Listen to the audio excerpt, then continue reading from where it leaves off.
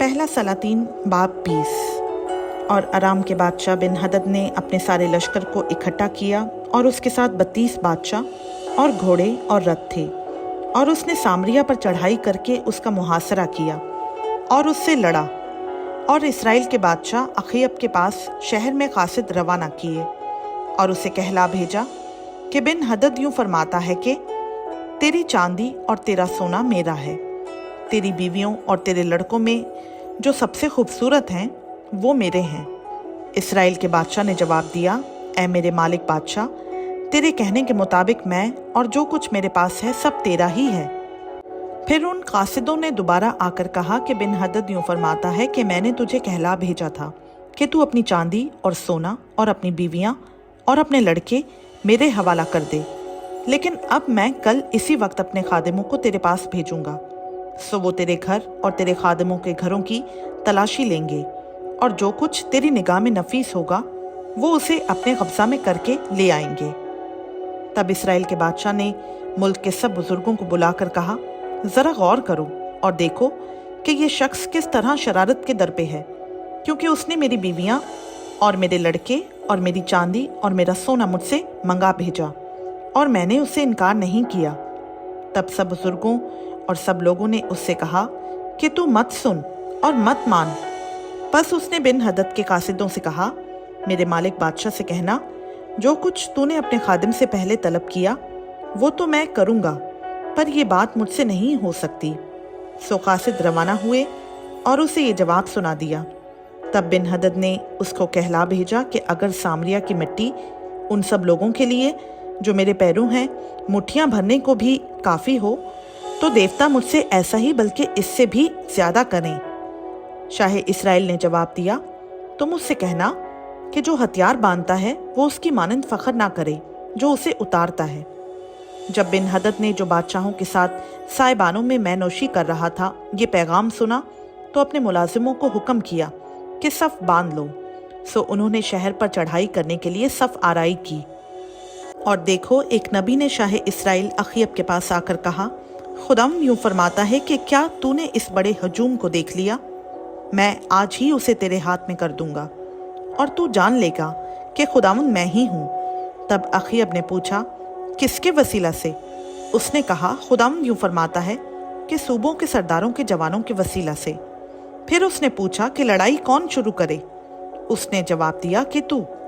तब उसने सूबों के सरदारों के जवानों को शुमार किया और वो 232 निकले। उनके बाद उसने सब लोगों यानी सब बनी इसराइल की मौजूदात ली, और वो 7000 थे। ये सब दोपहर को निकले, और बिन हदद और वो 32 बादशाह जो उसके मददगार थे साइबानों में पी पी कर मस्त होते जाते थे। तो सूबों के सरदारों के जवान पहले निकले, और बिन हदद ने आदमी भेजे और उन्होंने उसे खबर दी कि सामरिया से लोग निकले हैं।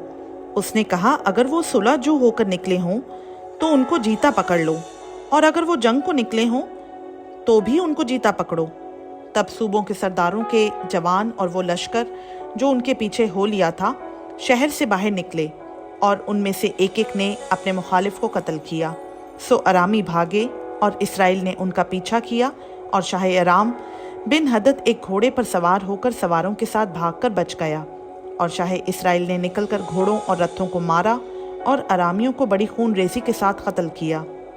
और वो नबी शाह इसराइल के पास आया और उससे कहा, जा अपने को मजबूत कर और जो कुछ तू करे उसे गौर से देख लेना, क्योंकि अगले साल शाह अराम फिर तुझ पर चढ़ाई करेगा। और शाह अराम के खादिमों ने उससे कहा, उनका खुदा पहाड़ी खुदा है, इसलिए वो हम पर गालिब आए, लेकिन हमको उनके साथ मैदान में लड़ने दे तो ज़रूर हम उन पर गालिब होंगे।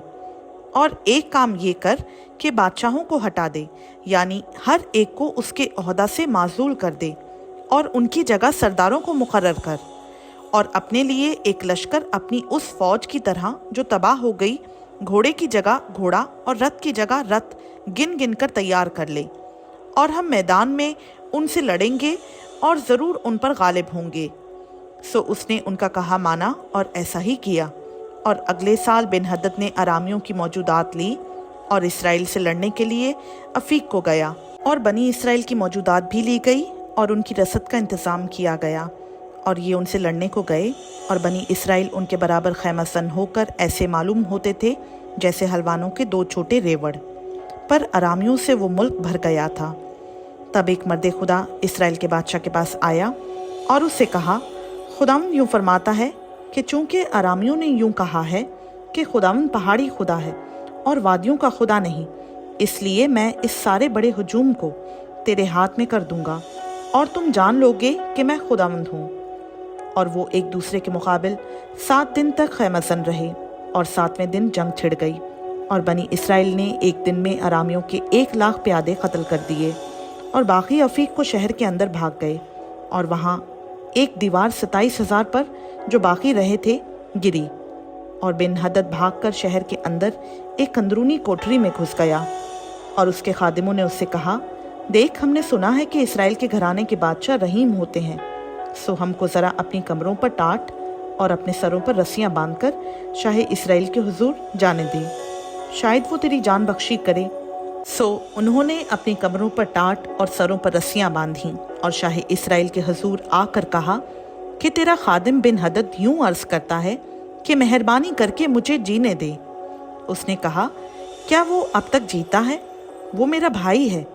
वो लोग बड़ी तवज्जो से सुन रहे थे, सो उन्होंने उसका दिली मंशा दरियाफ्त करने के लिए झट उससे कहा कि तेरा भाई बिन हदद। तब उसने फरमाया कि जाओ उसे ले आओ। तब बिन हदद उससे मिलने को निकला, और उसने उसे अपने रथ पर चढ़ा लिया।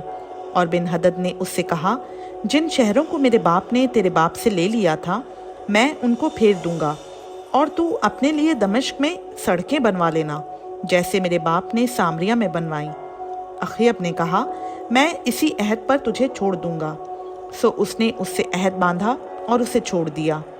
सो अंबिया ज़ादों में से एक ने खुदावंद के हुक्म से अपने साथी से कहा, मुझे मार, पर उसने उसे मारने से इनकार किया।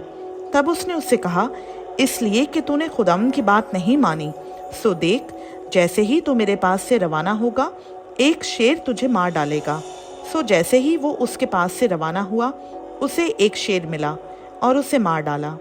फिर उसे एक और शख्स मिला, उसने उससे कहा, मुझे मार। उसने उसे मारा और मारकर जख्मी कर दिया।